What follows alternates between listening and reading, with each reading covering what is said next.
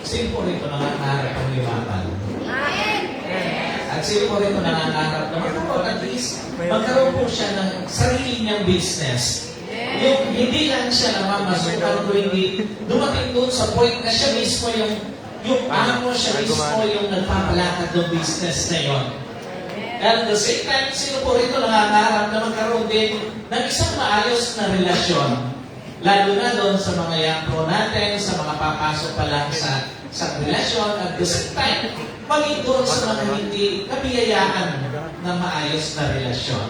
Alam niyo po, pag tinignan mo, pag inaral mo, meron at merong nandoon sa puso ng isang tao, hindi nawawala yung pagnanais na yumaman, yung pagnanais na magkaroon ng sariling business, and at the same time, yung magkaroon ng maayos na relasyon. Pero pansin ninyo, minsan, kung kailan yung nandoon ka na sa point na malapit mo na maabot yung mga pangarap mo para yumaman ka, minsan saka pa nagkaroon ng problema sa pera. Totoo ba yan?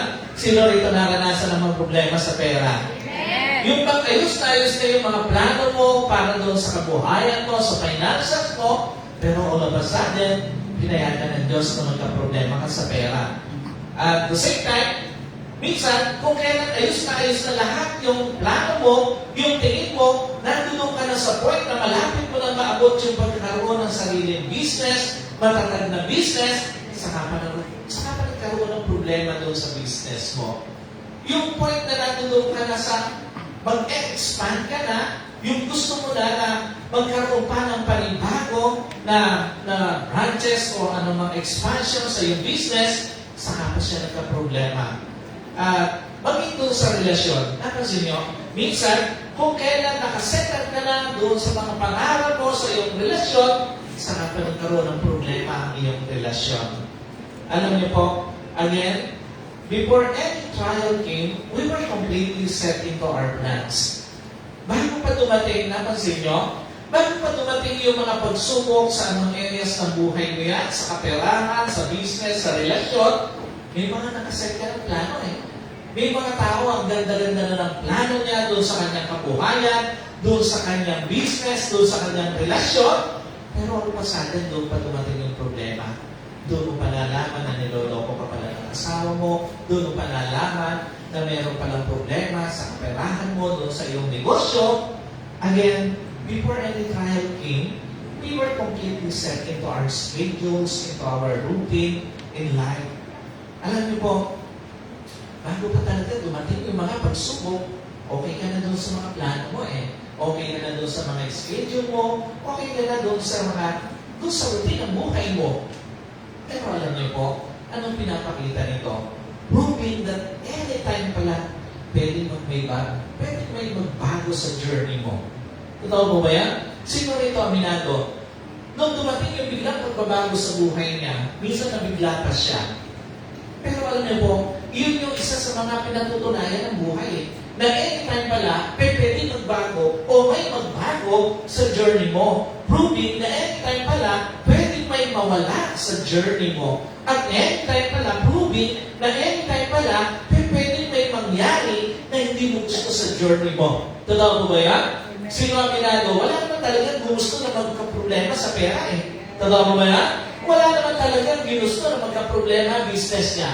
Wala naman talagang ginusto na magkaproblema relasyon niya. Pero, ang reality ng buhay, kahit hindi mo ginusto magkaproblema sa pera, nagulit ka pa isang araw, wala kang pera. Namumroblema ka sa maniningin, namumroblema ka sa mga payables mo, namumroblema ka, malapit na yung mga due date, malapit na yung mga katapusan, malapit na yung mga schedule ng bayaran. Sino rin doon ang problema sa ganon? Hindi ba? Kaya namumroblema sa pera? Marami tayong mayaman. Alam niyo po, minsan, kahit gaano mo kaayaw na mga problema ang business mo, dumarating ang problema sa business. Totoo ba yan?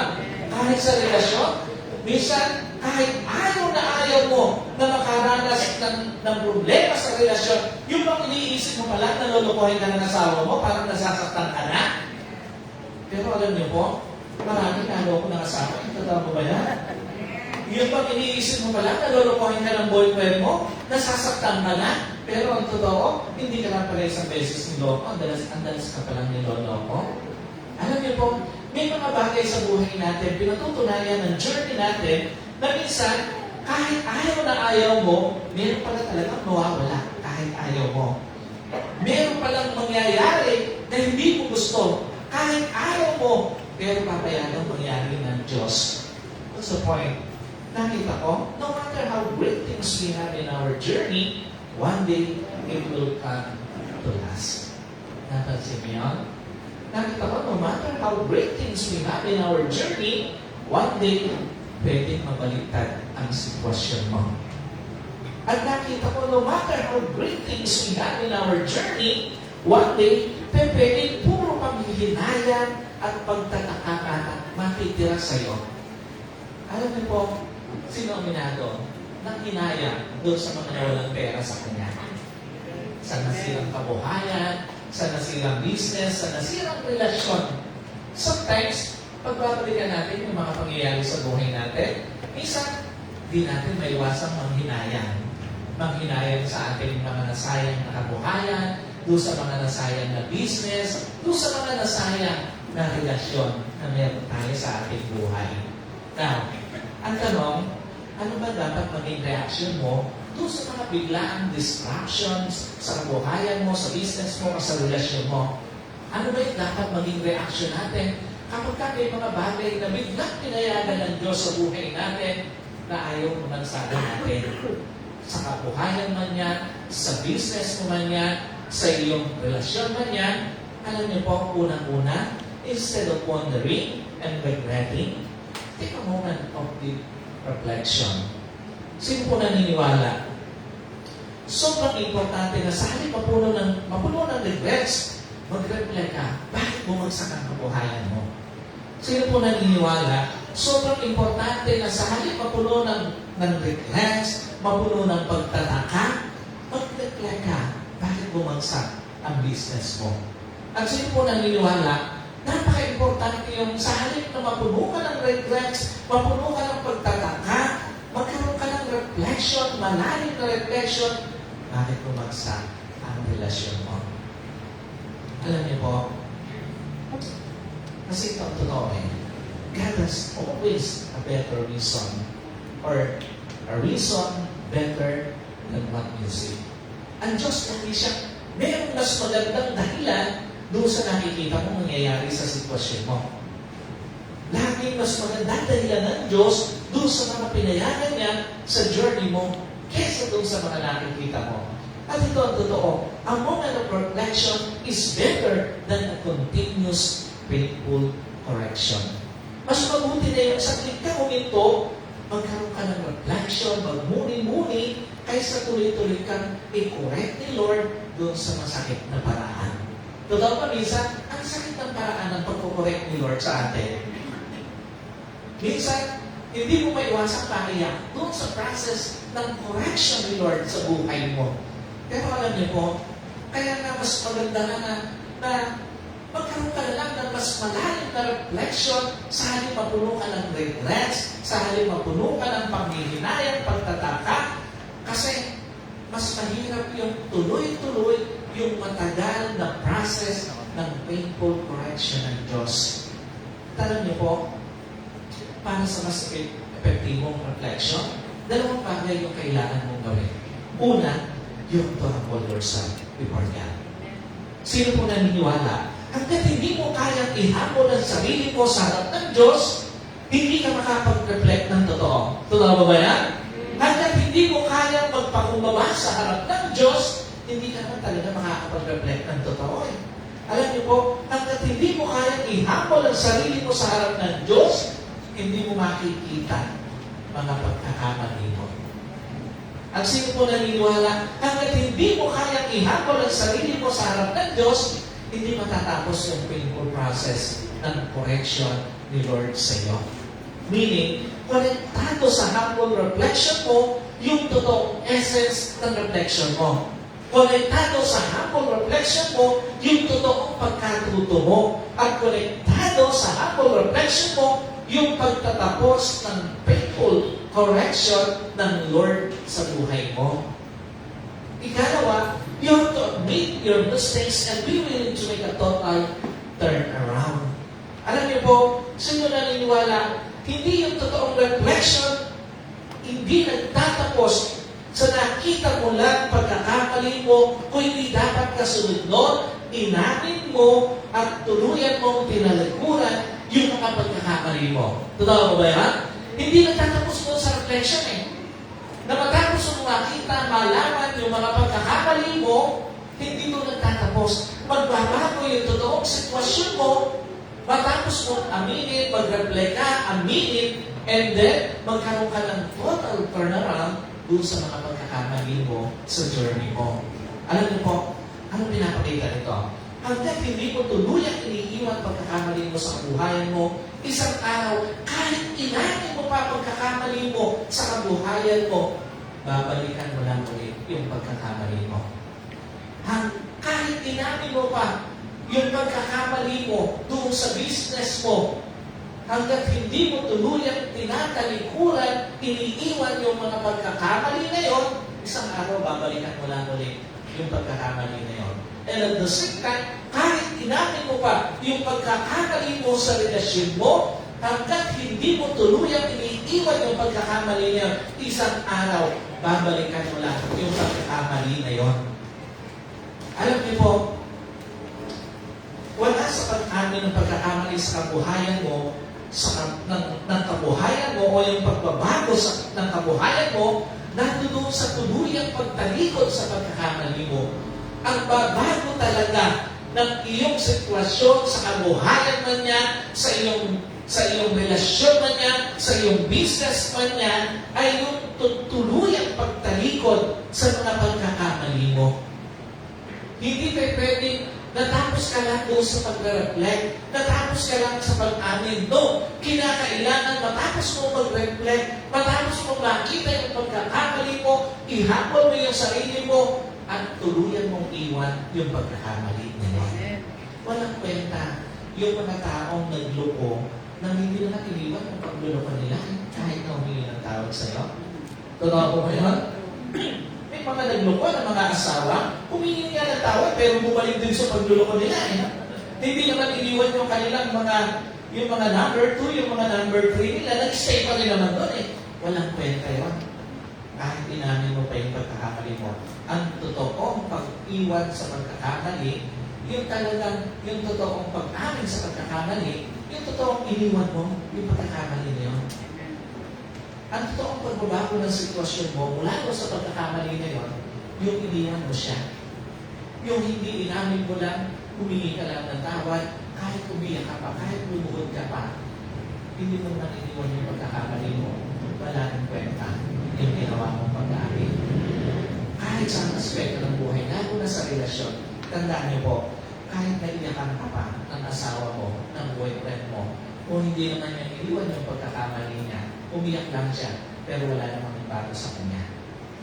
So tandaan niyo po, ang totoong babago ng sitwasyon na meron tayo, hindi lang yung inamin mo, hindi lang yung hinapon mo yung sarili mo, o hindi tuluyan mong iniwan yung pagkakamali mo. And another thing, instead of wondering and regretting, acknowledge God's redemptive provision, protection, and providence. Sino po naniniwala? Si Lord, kahit naman nagkamali ka, mayroon pa rin naman nakalaang pagpapala hanggang maitama mo pagkakamali mo. Totoo ba yan? Si Lord, hindi naman uubusin yung pagpapala niya sa iyo eh. Dahil nagkamali ka, no. At sino po naniniwala, kahit naman nagkamali ka, meron pa rin naman nakalaang pag-iingat o protection ng Diyos hanggang maitama mo yung pagkakamali mo. At sino po naniniwala, si Lord, kahit naman nagkamali ka, meron pa rin naman nakalaang paggabay o providence hanggang maitama mo pagkakamali mo eh. What does it mean? Una, God never judged her or God never judged you on one season of your life. Sino po naniniwala, si Lord, hindi ka manuhusga kahit yung sa minsan mong pagkakamali sa kabuhayan mo. Totoo ba yan?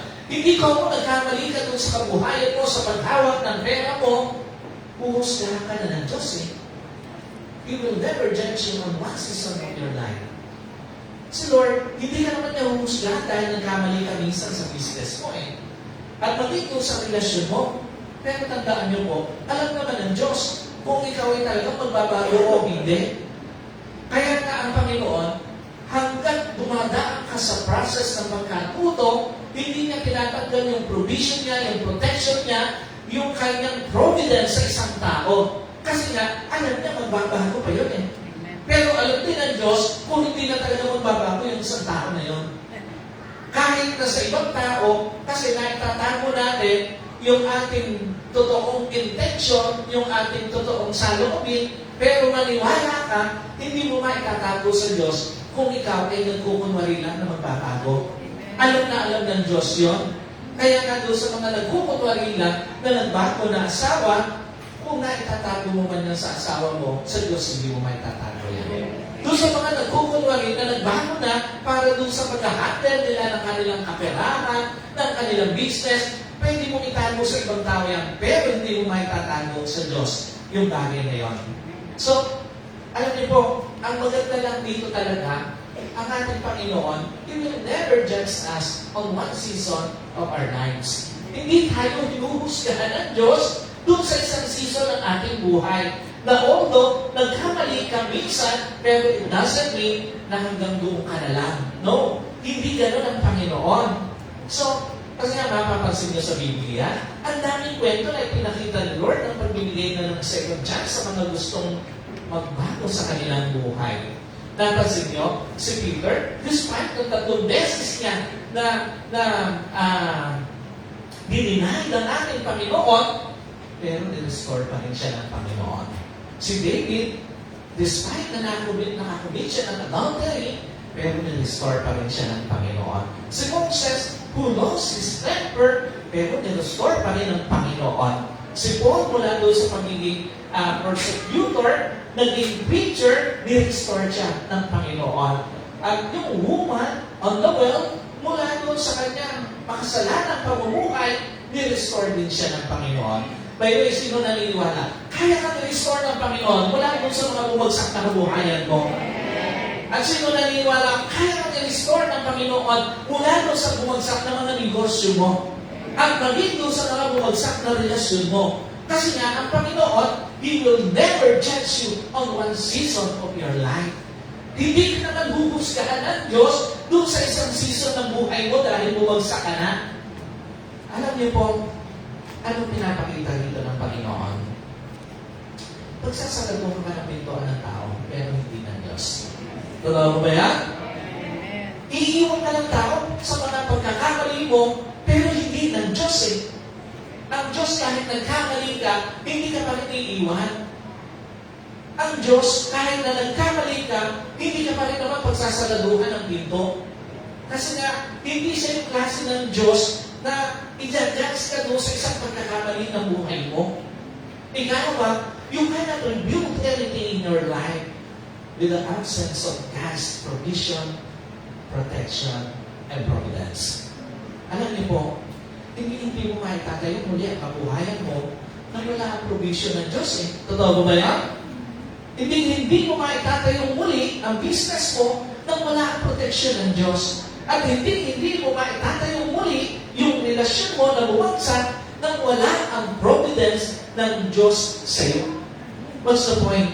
Lahat ng sumubok na muli itayo ang kabuhayan niya nang wala ang kamay ng Diyos na bigulang. Lahat ng sumubok na itayo muli ang kamay ang kanyang business nang wala ang kamay ng Diyos na pagod lang. At lahat ng sumubok na itayo muli ang kanilang relasyon nang wala ang kamay ng Diyos na bigulang. Kasi nga, kung meron mang pinakasafe na lugar, tandaan niyo po, para sa kabuhayan mo, kamay ng Diyos yan. Kung meron mang pinakasafe na lugar para sa business mo, kamay ng Diyos yan. Kung meron mang pinakasafe na lugar para sa iyong relasyon, kamay ng Diyos yun. Kaya nga doon sa mga panahon na bumagsak yung mga areas na yun ng buhay mo, huwag mo nang subukan pang hawakan mag-isa yan. Itayo mag-isa yan. Hayaan mong ilagay sa kamay ng Diyos yung mga areas na yun ng buhay mo at hayaan mong sa tulong ng Diyos, sa kanyang provision, sa kanyang protection, sa kanyang providence, maitayo ang dapat muling bumangon sa buhay mo. kabuhayan man yan, business man yan, o relasyon man yan. At ikatlo, instead of wondering and regretting, give thanks for the hope God planted to your life or to your heart. Sino mo naniniwala? Iba ang pag-asa pag si Lord ang pinanggagalingan, nagiging hawa ka pa eh. Totoo ba yan? Sino naniniwala? Sino aminado? Iba yung pag-asa sa puso mo pag alam mo na kay Lord nanggagaling yung pag-asa na yun eh. Sa Diyos nanggagaling yung pag-asa na yun, na isang araw giginhawa ka pa. Isang araw aayos pa yung kabuhayan mo. Isang araw, hindi ka na mamamroblema pagdating ng katapusan. Pagdating ng mga due date, hindi ka na mamamroblema. Sino po ito, gusto na maranasan yun? Kasi alam niyo po, hanggang namumroblema ka sa sarili mo, problema sa pera, hindi ka na makakatulong sa iba. Nahihirapan. Ang hirap tingnan yung pangangailangan ng iba kung ikaw sobra-sobra yung pangangailangan na kailangan masuportahan. Alam niyo po, napaka-importante na makita natin yung kahalagahan na isang araw dumating tayo doon sa point na yun ng ating buhay. At iba talaga yung pag-asa pag kay Lord nanggagaling yun eh. Na isang araw aayos yung kabuhayan mo. Iba yung pag-asa kapag yung pag-asa na yan ang pinanggagalingan ang Diyos na isang araw makakapagnegosyo ka pa ulit at magiging isang matagumpay ka pa ulit negosyante. At iba yung pag-asa pag ang pinanggagalingan ito ang Diyos na isang araw ilalagay ka ng Diyos, dadalhin ka ng Diyos sa isang maayos na relasyon. Yung hindi ka na lagi na lang umiiyak, yung hindi ka na laging nasasaktan na lang, yung hindi ka na laging binabaliwala na lang. Alam niyo po, anong pinapakita rito ng Panginoon? Una, hindi kayang ubusin ng mga biglaang problema sa journey mo yung pag-asa at solusyon kayang ibigay ng Diyos. Sino mo naniniwala? Hindi kayang ubusin yon. Yung mga dumating na problema sa iyo, biglaang problema, yung pag-asa, yung solusyon ng Diyos, hindi mauubos yun. Alam niyo po, hanggat may pag-asa sa puso mo, kahit gaano pa kalugmok ang kabuhayan mo, sa araw, makakabangon muli ang kabuhayan mo. Totoo ba yan? Kahit gaano pa kabagsak ang negosyo mo, kahit gaano ka pa naging kawawa as a businessman, as a businesswoman, sa araw, ibabangon ng Diyos yung business mo.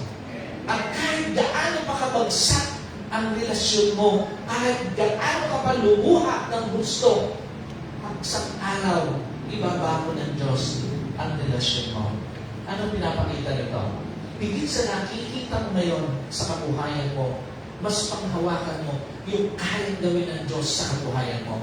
Higit doon sa nakikita mo ngayon sa business mo, mas higit na panghawakan mo yung kayang gawin ng Diyos sa business mo. At higit doon sa nakikita mo sa relasyon mo, mas panghawakan mo yung kayang gawin ng Diyos sa relasyon mo. Ikalawa, hanggang may pag-asa sa puso mo, hindi mo kayo inipan season ng restoration ng Diyos sa iyo. Totoo ba? Hindi biro yung maghintay na muli kang payamanin ni Lord. Totoo ba yan? Sino ito yung sometimes, aminado, naiinip ka na yumaman. Yun ba? Hindi naiinip? Sino ito yung naiinip na? Alam niyo po, sino ito yung talagang gusto mo na lumaya doon sa mga pagkakautang, lumaya doon sa mga bayarin, yung lumaya ka doon sa kabigatan ng finances. Sino po ito naiinip na doon sa financial freedom ng buhay niya? Alam niyo po, hindi biro ang maghintay. Totoo ba yan? Hindi biro yung maghintay na dumating ka sa araw sa buhay mo na yung dati mo pinoproblema pagdating sa kabuhayan, hindi mo na problemahin. At sino po rito, aminado, hindi biro yung maghintay na muling iba ko ng Diyos yung business mo. Yung sanay ka na marami kang pera. Yung sanay ka na hindi mo binibilang yung pera mo. Sino ito gusto niya dumating uli yung point na yun sa kanyang buhay? Alam niyo po, hindi biro ang maghintay. At the same time, maging sa relasyon. Hindi biro. Minsan, dumarating ang isang tao na naiinip na siya doon sa iniintay niya na gustong gawin ng Diyos sa kanyang relasyon. yung bumait na yung asawa niya. Sino rito gusto niya bumait na asawa niya? Mamaya walay na kayo. Alam niyo po, again, maraming mga bagay sa buhay natin, kinaiinipan natin. Pero tandaan niyo po, hanggat yung pag-asa na meron ka sa puso mo nang gagaling sa Panginoon, hindi ka maiinip doon sa season ng restoration ng Diyos para muling i-rebuild yung dapat na i-rebuild sa journey mo.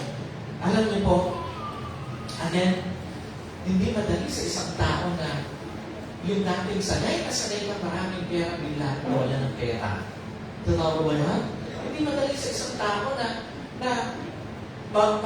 magaling kang negosyante, mahusay kang negosyante, biglang nawalan ka ng negosyo o umagsak ang negosyo mo. At hindi rin madali sa isang tao na ayos na ayos ang relasyon mo, biglang nasira ang relasyon mo. Alam niyo po, kung meron bang pagsamantala, tandaan niyo po,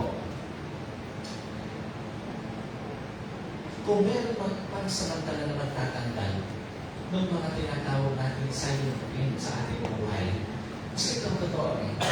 Alam niyo po, sa isang tao na nakaranas ng pagbagsak ng buhayan, ng business, ng relasyon, meron naiiwan dyan na silent pain.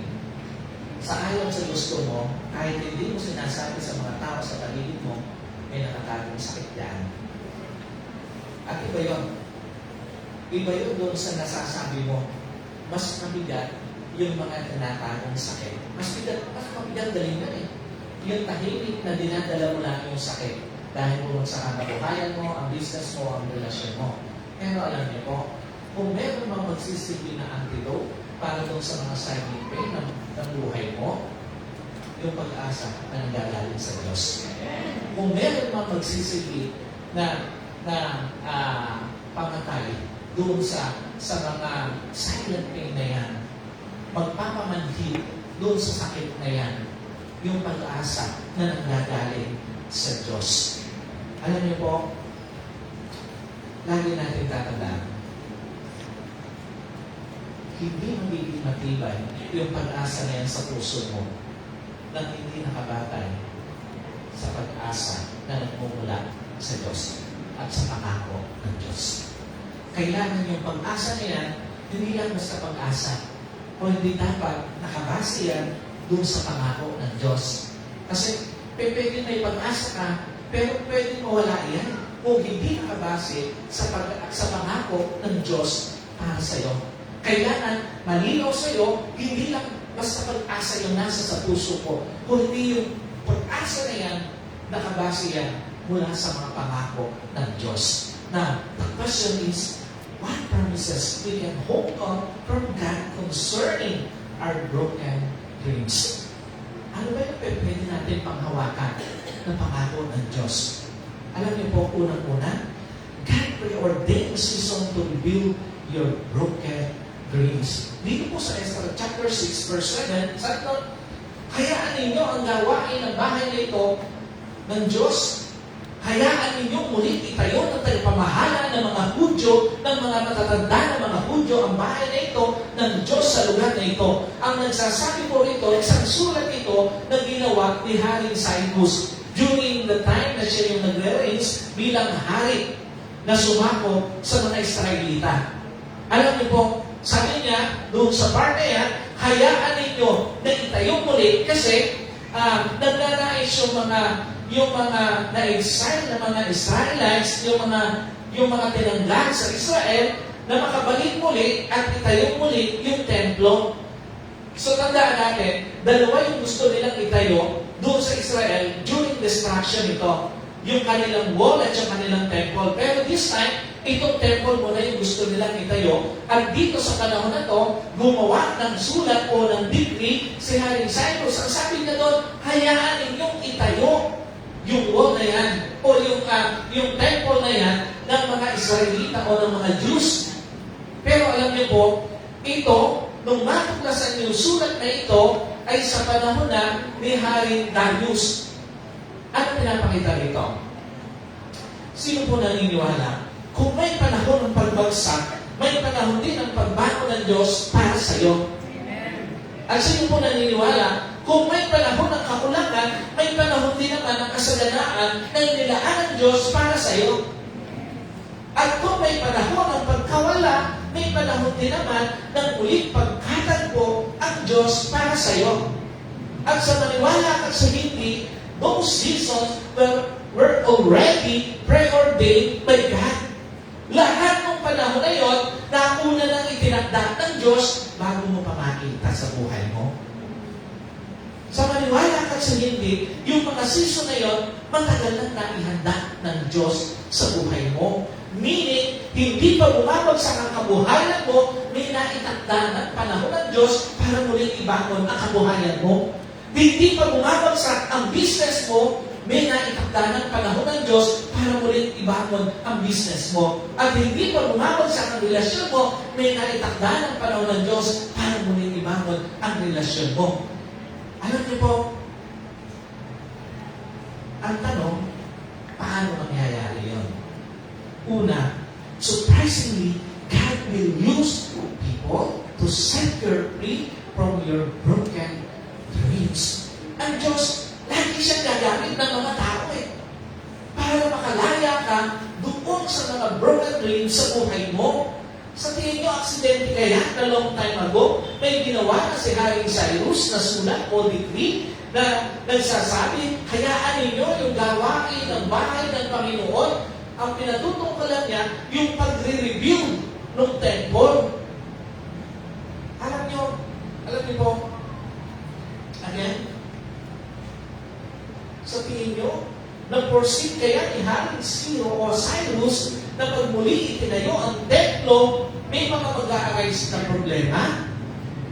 Sa tingin niyo, aksidente kaya na sa panahon ni Haring Darius, natuklasan yung sulat na ito ni Haring Cyrus? Ang sagot, alam niyo po, sa lahat ng ito, hindi.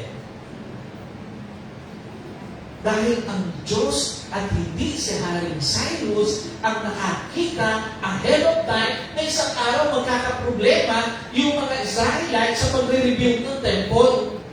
Ang Diyos din ang dahilan sa pagkatuklas ng sulat na ginawa ni Haring Cyrus. At hindi sa lahat, udyok din ang Diyos kay Haring Darius na gumawa ng pagsasaliksik, kaya niya nakita yung sulat na yon.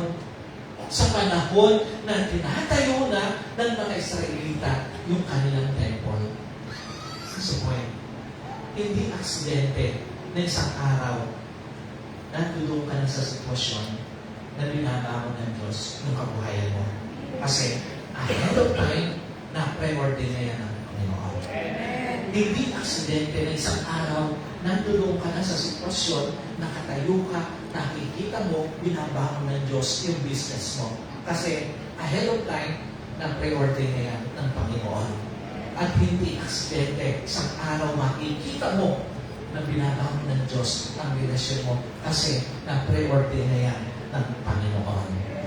So, maniwala ka, ahead of time, may solusyon ng Diyos sa hahadlang para muli itayo yung mga broken dreams sa journey mo.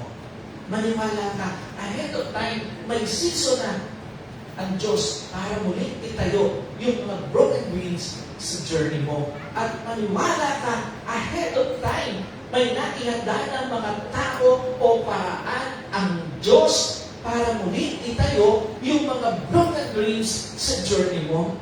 Yung isa ko pong kinakounsel, alam nyo, nung isang nakita kami doon sa Starbucks sa Malolos, ang sabi niya, gusto ko problema ko 1.5 kailangan mo pambayad. Pero alam nyo, nag-chat siya sa akin, actually, tumawag ako, nagkausap kami, sabi niya, kasi ang dami ng chat, kaya tinawagan ko eh. Sabi niya, Pastor, meron kong ginamit ang Diyos na tao. So, hindi lang po 1.5 ang solusyon, ang pinigay niya po 3.5.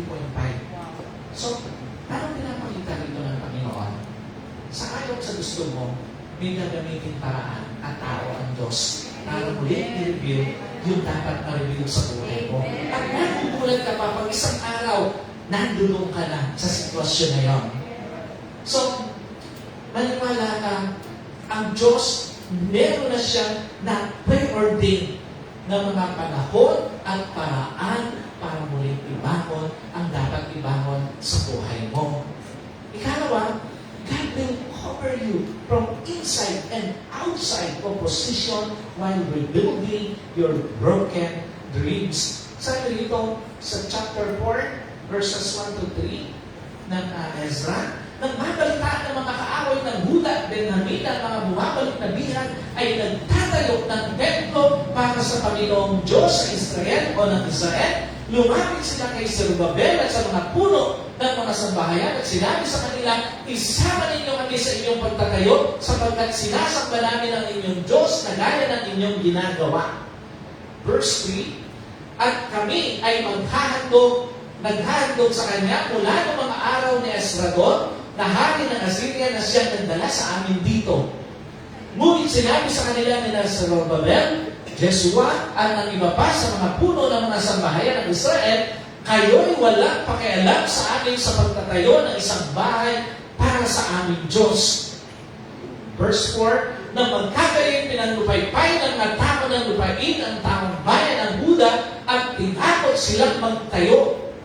Umupa sila ng mga tagapayo laban sa kanila upang biguin ang kanilang layunin sa lahat ng mga araw ni Ciro na hari ng Persia, maging hanggang sa paghahari ni Dario na hari ng Persia. Sino po naniniwala sa anumang mabuting gusto mong gawin sa kabuhayan mo, tiyak hindi mawawala ng oposisyon? Totoo ba yan? Sino naniniwala sa anumang paraan pag yumayaman ng isang tao, tiyak hindi mawawalan ng mga maiinggit? Totoo ba yan? Yung mga Israelites, nung tinatayo na nila ang kanilang templo, hindi nawalan ng oposisyon. Yung mga tao sa paligid nila, sabi nila, kami man ay sumasamba sa inyong Diyos, hayaan nang tumulong kami. Pero kilala sila, di na sa Zerubbabel, kilala sila ng mga pinuno ng mga Israelita, at alam nila ang motibo dito. The same concept, tandaan niyo po, kapag muli mong tinatayo, ni-rebuild, pag may magandang nangyayari muli sa business mo, hindi mawawalan ng oposisyon. Kapag mayroong magandang nangyayari muli sa iyong pamilya, sa iyong relasyon, tiyak hindi mawawalan ng oposisyon. Pero ang totoo, alam niyo po, yung mga tao nito, hindi naman talaga nila gusto tumulong eh. Nagkukunwari lang sila na concern, nagkukunwari lang sila na gustong tumulong, pero ang totoo, gusto lang ng mga ito na mag-distract sila doon sa kanilang mga ginagawa. Pero pansinin nyo, nung hindi sila pumaya, tinakot sila. Ano tinuturo nito? Una, kung hindi man sila maging masaya sa pagbangon mo, maging masaya ka pa rin para sa sarili mo. Maniwala ka, hindi lahat ng tao sa paligid mo, pagka bumabangon na yung kabuhayan mo, pag nakakabangon ka na sa pagkakapunan mo sa mga bayarin mo, hindi lahat yun magiging masaya. Pero tandaan mo, hindi man sila maging masaya ka pa rin sa sarili mo dahil ibinangon ng Diyos ang kabuhayan mo. Amen. At kung hindi man maging masaya yung mga tao sa paligid mo, dahil yung dati nakita na bumagsak na negosyante, nakakabangon na, maging masaya ka pa rin sa sarili mo dahil may ginawa ang Diyos sa business mo. At kung hindi man maging masaya, yung mga tao sa paligid mo dahil nagiging maayos ang pamilya mo, ang relasyon mo, maging masaya ka pa rin para sa pamilya mo at sa relasyon mo dahil may ginawa ang Diyos para sa pamilya mo. Kasi nga, iyon ang reality ng buhay. Yung mga tao sa paligid mo, hindi lahat matutuwa pag may magandang nangyayari sa buhay mo. Kasi nga, tandaan niyo po, on that way, na ipapakita mo na mas mahalaga sa iyo ang ginagawa ng Diyos kaysa ginagawa ng tao sa paligid mo. Pag nagiging masaya tayo dun sa nangyayari na maganda sa ating buhay, despite na may mga distractor, despite na may mga tao na hindi nagiging masaya, on that way na ipapakita mo na mas mahalaga sa iyo ang ginagawa ng Diyos kaysa ginagawa ng mga tao sa paligid mo. pag nagiging mapagpasalamat ka, nagiging masaya ka sa ginagawa ng Diyos, on that way na ipapakita mo na mas mahalaga sa iyo ang sinasabi ng Diyos kaysa sinasabi ng mga tao sa paligid mo. At on that way, pag nagiging masaya tayo, nagiging mapagpasalamat tayo, na ipapakita natin na wala tayong pakialam sa gusto nilang mangyari. Ang pakialam natin, ang concern natin, yung gustong mangyari ng Diyos sa buhay natin. Iyon ang importante. Dapat ang importante sa iyo, ang mahalaga sa iyo, yung sasabihin ng Diyos, hindi yung sasabihin ng mga tao sa paligid mo. Yung gagawin ng Diyos at hindi yung ginagawa ng mga tao sa paligid mo. What's the point? Alam niyo po, mas maraming magandang ginagawa ang Diyos sa kabuhayan mo. Mas maraming pangit na ibabato ang mga tao sa paligid mo. Ito po ang totoo. Mas maraming magandang ginagawa ng Diyos sa business mo. Mas maraming pangit na ibabato sa iyo ang mga tao. Sasabihan mo pa ng kung ano-ano. Mas maganda o mas maraming magandang ginagawa ang Diyos sa relasyon mo. Mas maraming pangit na ibabato yung mga tao sa paligid mo. Kasi lagi niyo pong tatandaan, yung mga taong hindi nagiging masaya sa nararating mo sa buhay, sila yung mga taong gusto rin nila sanang marating yung narating mo, pero hindi pa nila narating. Kaya nga maraming mga tao hindi magiging masaya doon sa ginagawang rebuilding ng Diyos sa mga broken dreams mo. At dapat handa ka na doon para hindi ka ma-distract gaya ng mga Israelites na hindi sila nagpa-distract kahit na may mga detractors kanilang ginagawa para sa kanilang pagbangon.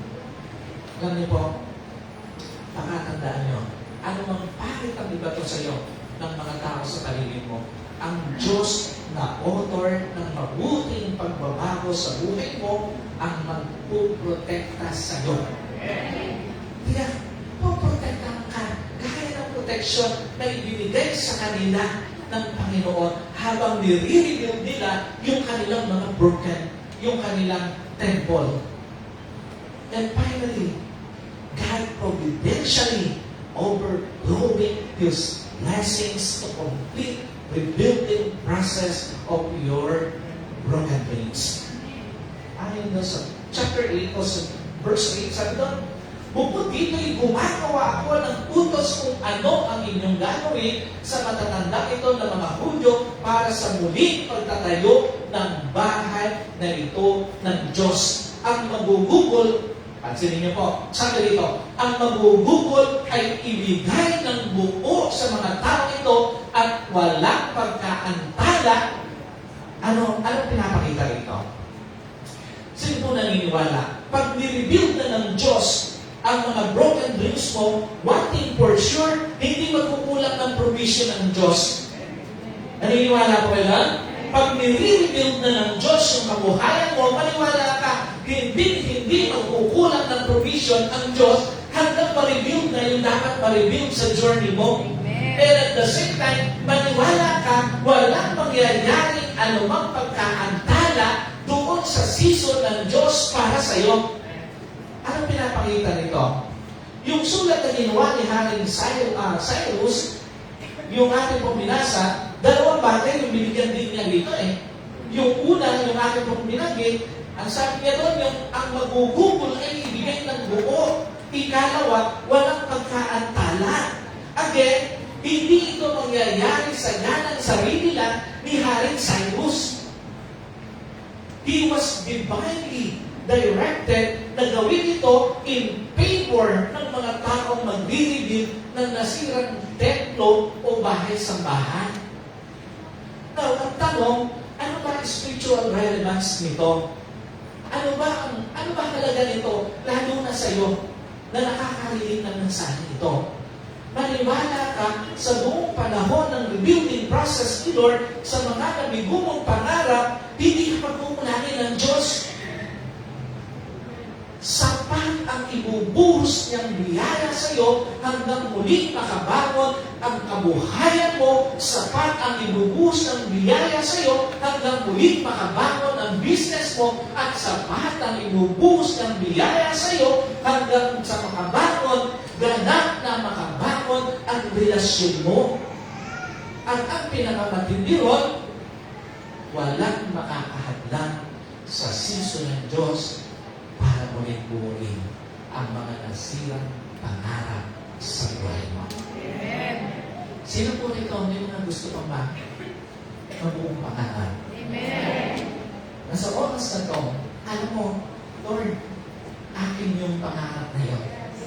Akin yung nasira na yun, pero akin din yung buuin ng pangarap na yun. Yung kabuhayan, yung business, o yung relasyon. Alam niyo po, church, this morning, this is the message that the Lord wanted to give. Bagaman, ayan, marami sa atin ang dadagdag ng mga binuong pangarap natin sa ating kabuhayan, sa business, sa relasyon. But kahit in this, at paano mabuhay, wisdom, pinayagan ng masira. Isa parang ang hirap maintindihan. Totoo ba? Isa parang ang hirap maintindihan. Bakit ang Diyos pinayagan niya na mahirapan ka, mahirap ka, mawalan ka ng pera? Isa parang ang hirap maintindihan. Bakit ang Diyos pinayagan niya na bumagsak ang business mo, mabuting tao ka naman, mabait ka naman, tumutulong ka? Bakit? Isa parang ang hirap maintindihan. Bakit ang Diyos pinayagan niya yung binuo mong pamilya ay masira? Parang ang hirap. But again, said before, that in this unfathomable wisdom, knowledge, pinayagan niya yung mga bagay niya sa buhay natin. But again, maniwala ka. Kaya ka buhusan ng Diyos ng sobrang pagpapala para mo rin mabuo yung mga nasira sa buhay mo. Maniwala ka, kaya ka protection na ng Diyos hanggang mo rin mabuo yung mga nasirang pangarap sa buhay mo. At maniwala ka, may naitakda ng season o panahon ng Diyos para mo rin buuin yung mga nasirang pangarap at pwedeng nilalang ang simula ng araw na yun. Sino po naniniwala, this morning would be the start of your building process. Na alam mo, kahit hindi mo pa nakikita, pero ito pala yung season ng Diyos para muling buuin yung mga nasira sa buhay mo. Na kahit hindi mo pa alam, itong oras pala na ito, sasabihin sa iyo ng Diyos na anak, babamo ka na ulit. Na anak, magsisimula ka na ulit. Alam niyo po, bilang tao, pwede tayong dumating doon sa point na kahit narinig na natin yung mensahe ko, magkaroon pa rin tayo ng doubt. Lord, totoo ba? Pero alam niyo po, kung nandoon ka man sa point ng buhay mo, na parang kahit narinig mo na yung mensahe nito, nandoon pa rin yung doubt, nilalagay ka pa rin ang kaaway ng pagdududa, balikan mo yung pangako ng Panginoon, He who began the good works in you will be faithful to complete it.